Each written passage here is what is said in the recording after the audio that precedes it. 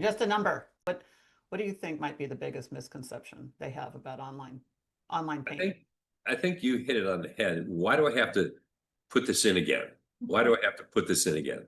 I just, you know, I have a doctor appointment. They always want to do that pre-screening information, Right.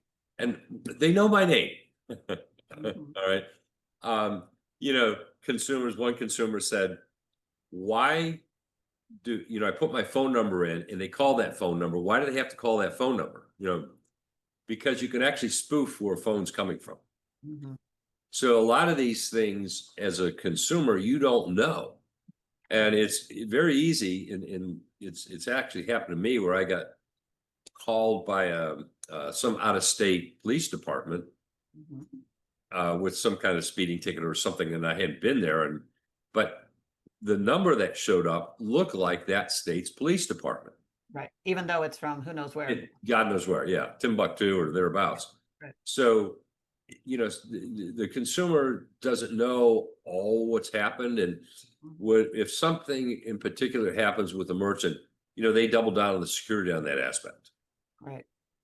Right. No, that's a And you also, in that whole metric, when I said billions of consumers, millions of merchants, and tens of thousands of issuing banks, now the permutations and combinations get wickedly complex because you just don't buy from one thing. right. Okay, we've got Jocelyn's URL because she buys everything from her PC. Mhm. Well, not anymore. She's got a laptop while she's sitting in the airport. She buys from a mobile phone. So Mhm. now that billions of consumers has a factor about it that it's 4 or 5 or 6 because there's just different kind of devices. Right. And different locations and IP Yeah, addresses. yeah, Yeah. yeah. Okay.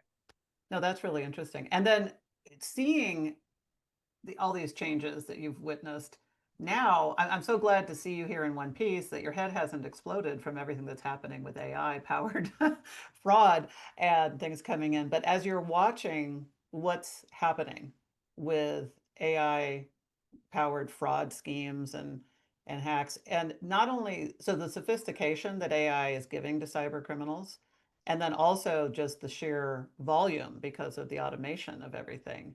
I would just love to get your take on what you're witnessing as an industry leader in this on all these AI generated, scams, and what we should know as consumers.